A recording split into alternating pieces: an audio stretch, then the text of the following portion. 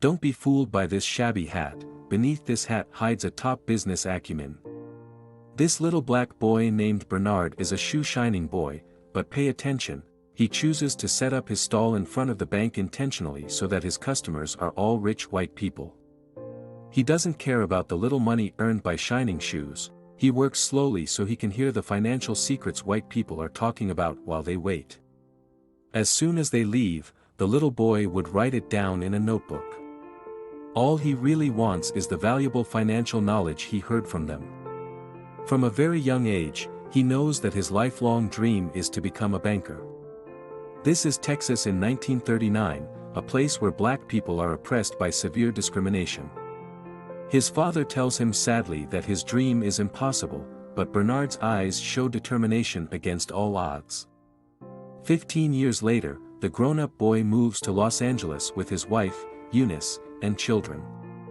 The racial discrimination here is not as serious as in his home, so he decides to start his business here.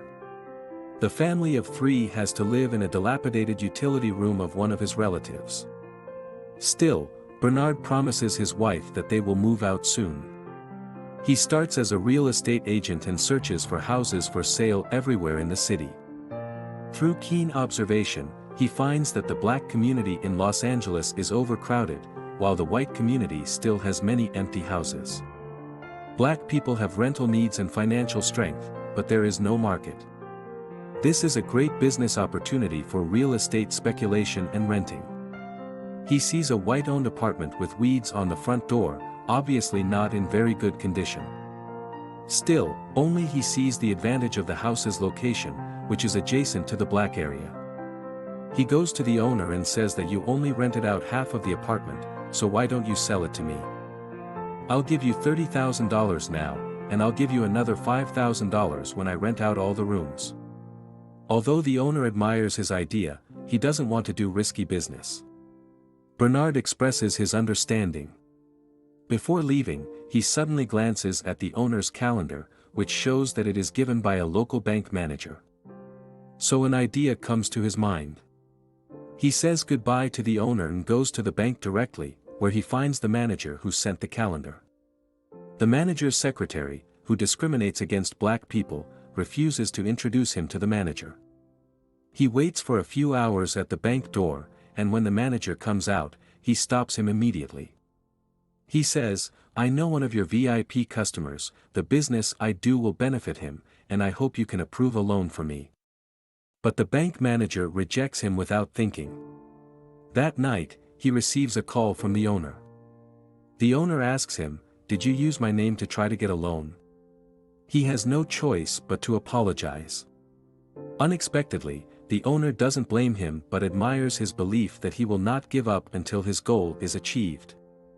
The owner decides to guarantee the loan for him, so he gets the first loan in his life from the bank and buys the property. An old white lady has just come home from shopping when she sees a black man at her door. "What are you doing?" she asks with a sharp voice. The black man answers calmly, "I'm renovating the apartment building." The old lady speaks with a mean face, "Workers like you should be careful." Bernard responds, "Don't worry, this is my building, and I will definitely take good care of it." Speechless, the old lady goes home angrily, and the police come soon after. They tell Bernard that an old lady called the police and then ask him if he pretended to be the owner and contradicted her. Unexpectedly, Bernard takes out a copy of the real estate certificate. It turns out that he has foreseen trouble, so he is prepared in advance. The police realize that the house really belongs to him, so they leave in a huff. That night, Bernard returns to the apartment building. The old lady at the door sees him and immediately tells him to get out because it is not the time for renovation. Bernard still replies calmly, "I am not a renovation worker now, I am the owner." The old lady is dumbfounded, and a few days later, she moves out angrily because she doesn't want to live in the same building with black people. As soon as the old lady leaves, Bernard rents out her house to a black lady. Sure enough, the black tenant market is huge, as he has foreseen. The building is quickly filled, and Bernard gives the negotiated follow-up payment to the former owner. The former owner admires Bernard very much and offers to start a business with him. Bernard chooses the house and calculates the income, and the old owner negotiates the transaction and signs the contract. With him in front, white people won't know that they are doing business with black people, and they will split the revenue.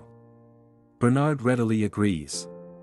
The cooperation between the two goes very smoothly, and they make a lot of money immediately. Bernard also moves from an apartment block to a mansion shortly after, providing a happy life for his beloved family. This is his wisdom: when someone discriminates against him, he will not punch back, because then he will fall into other people's game rules. He wants to play his own rules. Rational, economic, and maximum profit is his ultimate goals. However, life does not always go smoothly, and challenges can arise at any moment. The former owner who works with Bernard is old and frail and dies suddenly a few years later. His equity in the company is inherited by his wife. This woman severely discriminates against black people and doesn't want to cooperate with Bernard. She contemptuously offers to buy Bernard's shares at a very low price, and if he disagrees, she will sue him. In that era, when whites and blacks litigate, who do you think the judge would favor? Bernard is not willing to be treated so unfairly, so he decides to go to court. But he had to find someone to testify to prove his cooperative relationship with the old owner. He thinks of the bank manager, but the manager has already cooperated with the widow and avoids Bernard again. Extremely disappointed, Bernard stands in the bank and looks around. The neat and tidy bank building shows systematically discriminatory fangs everywhere. Just because of the color of his skin, he is often scorned when he walks into the bank. Thinking of this, a bold plan gradually rises up in Bernard's mind. There are 4 banks in one building, and each of them has closed doors for this black man. At this moment, Bernard's mind generated a genius idea: I will buy this building and see who of you dares to discriminate against me again. So Bernard finds Joe, another black real estate developer in Los Angeles, and tells him his plans. At first, Joe thinks he is out of his mind because the land price of the building is extremely high, and never has a black person ever bought land in LA downtown. But after discussing it for a while, Joe discovers that Bernard is not a delusional man but a thoughtful rationalist. Why does he want to buy this building? Because as long as he owns the building, the bank inside will serve him, they dare not refuse to give him a loan. They will also disclose the real estate trend to him so that his real estate business will be smoother. Joe is shocked by his idea, but after thinking about it, he believes it will work. Although he is extremely wealthy, he is also subject to white people everywhere. If he can step on white bankers on white land, he will make more money. However, they still cannot negotiate transactions with white people directly, so they need a white person as an agent. In this regard, Bernard already has an idea in mind: Matt, who has been helping him with renovations. This guy is an honest man, he's also very ambitious, just a little inexperienced. So Bernard and Joe set out to train Matt comprehensively, teaching him golf, high-class manners, mathematical thinking, and real estate. Matt lives up to expectations and quickly becomes proficient at golf. While playing golf, he can calculate real estate valuations, just like a young and promising entrepreneur. At a golf club, Matt meets the owner of the bank building. Of course, this encounter is also arranged by Joe. The conversation goes well, Matt gets the chance to buy the building, and the rest will be negotiated. But Matt doesn't know how to do it. Don't worry. Before the negotiation, Bernard helps Matt make all the preparations. He first counts the number of lights on in the building after dark, calculates the vacancy rate of the building, and then gets the building estimate value. Through the building's annual revenue and operating costs, Bernard prepares any numbers that might be involved and asks Matt to memorize these numbers before meeting with the owner. As a result, no matter how the big boss bluffs about his property, Matt is always one step ahead and gives out the exact number, which shocks the big boss. The accountant beside him is also dumbfounded. They all think that they have encountered a math genius and can't fool him at all. In the end, Bernard gets the building that is initially priced at more than $2.4 million for just $1.56 million. From then on, whenever Bernard goes in or out of the building, the president of every bank will come to shake his hand. The little manager who made things difficult for him in the past is shocked. With the support of the banking industry, Bernard and Joe's real estate careers expand rapidly.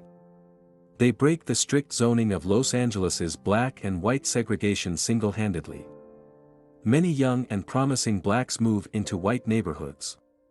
Soon after, they even get received by the vice president.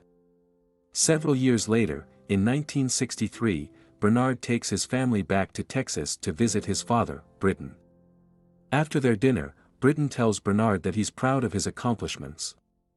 The next day, Bernard walks around town with his son. Before they know it, they are standing in front of the bank where Bernard worked as a shoeshine boy. At that time, Texas was the most racist place in America. They meet a young boy shining shoes just like Bernard used to when he was little. To Bernard's surprise, the boy will only work on the shoes of white people. This little incident touches Bernard and awakens his sense of responsibility to his fellow man. He secretly makes up his mind that he must change the status quo and help the black community in his hometown get better housing. The next day, Bernard visits Joe and tells him that they should buy the mainland bank in Texas. Joe thinks Bernard is out of his mind for even thinking about it because the racism in Texas is so severe.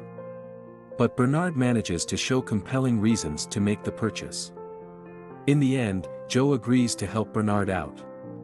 They recruit Matt again and use him to be their frontman once more. They meet with the bank owner, Robert Florence Sr. and Jr., to discuss the numbers of the deal. Despite Florence Jr.'s suspicions, Sr. sells the bank to Matt and his partners. With the mainland bank acquired, Bernard gets to work and starts helping the African Americans in town get approved for loans. It would seem that Bernard's goal is to help his fellow men get a fair chance at housing and even money-making opportunities. Things go well for a time until Florence Jr. starts investigating the loans that their bank approves. One day, Florence follows Matt and meets up with Bernard and Joe. He confronts them about the loans they approved and threatens them with a letter from the U.S. Treasury Department. He says that the department will inspect the bank's operations in 1 month. As Florence Jr. leaves, the guys discuss their next moves. During that time, Matt comes up with a suggestion. He suggests that they buy another bank and transfer the problem loans from mainland to that bank. They discuss the purchase of the Bank of Marlon Moore, and Bernard says the main problem is overseeing the operations of the bank.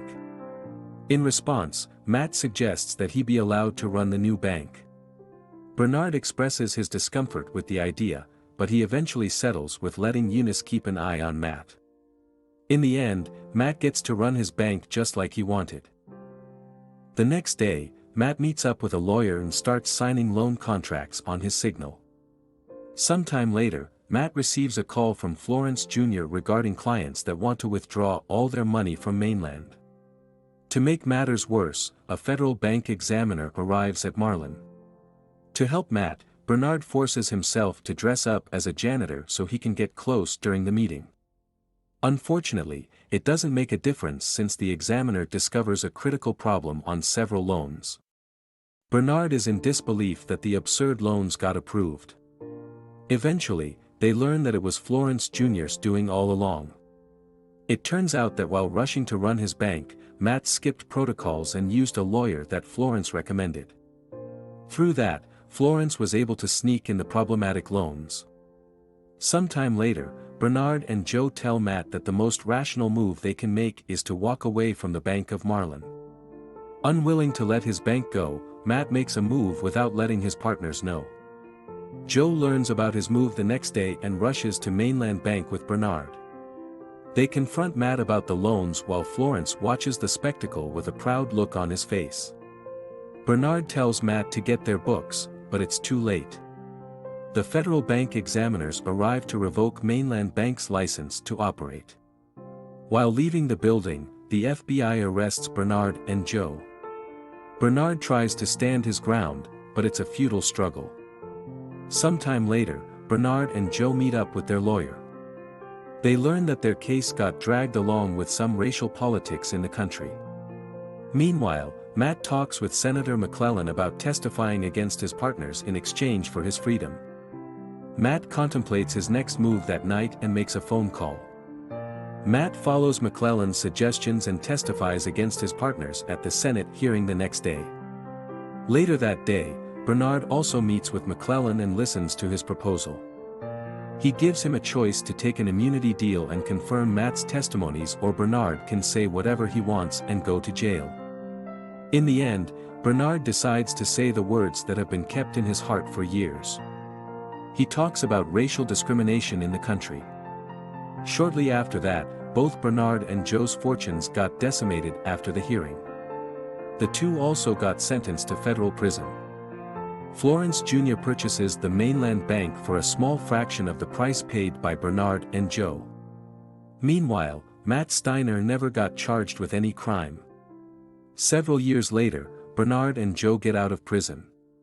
Eunice finds it strange that the two men seem happy even after losing all their fortune. It turns out that's not the case at all. Joe reveals that they have properties next to each other in the Bahamas. Eunice is in disbelief and asks Bernard how that happened. It turns out that the man Matt called the night before his testimony was Bernard. He told Bernard about the senator's deal and apologized to him. In return, Bernard asked Matt a favor before the government could seize their assets.